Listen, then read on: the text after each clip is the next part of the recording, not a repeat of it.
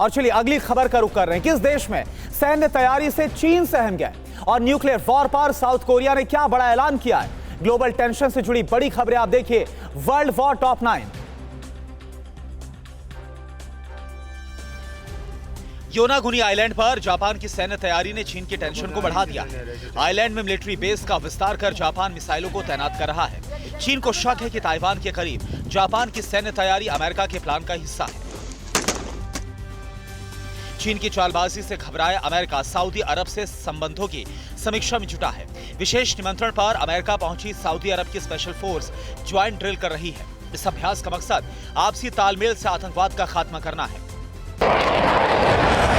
चीन से बढ़ते तनाव के बीच लूनर न्यू ईयर से पहले ताइवान अपनी सैन्य ताकत को दिखाने को बेताब है। आज से शुरू 2 दिन के सैन्य अभ्यास में ताइवान की सेना अपनी डिफेंस क्षमता पर फोकस कर रही है। प्रहार पर पलटवार की नीति ड्रिल का मकसद है। चीन को इंडो पैसिफिक रीजन के लिए बड़ा खतरा बताते हुए कल ब्रिटेन और जापान ने सैन्य समझौता किया। जापानी पीएम ने लंदन में रक्षा समझौते पर साइन किया। इसके तहत दोनों देशों की सेनाओं अब दोनों देशों में तैनात हो सकेंगी। नॉर्थ कोरिया से बढ़ते खतरे के चलते साउथ कोरिया ने भी अपनी न्यूक्लियर पावर को बढ़ाने का फैसला किया है।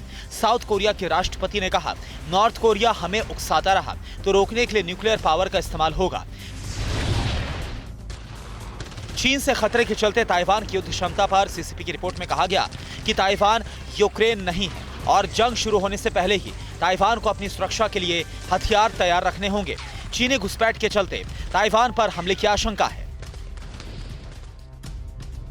चीनी घुसपैठ पर पलटवार करते हुए अमेरिकी रक्षा सचिव लॉयड ऑस्टिन ने कहा, हाल के दिनों में ताइवान में चीनी घुसपैठ बढ़ी है, लेकिन फिर भी अमेरिका को ऐसा नहीं लगता कि चीन अभी ताइवान पर हमला करेगा। ताइवान स्ट्रेट में चीन की बढ़ती घुसपैठ पर पीएलए ने सफाई दी।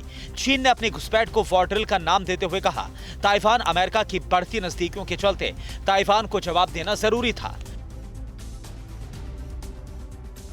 यूक्रेन जंग के चलते पश्चिमी देशों से रिश्ते बिगड़ने के बाद पुतिन ईरान के साथ रिश्ते सुधारने में जुटे हैं।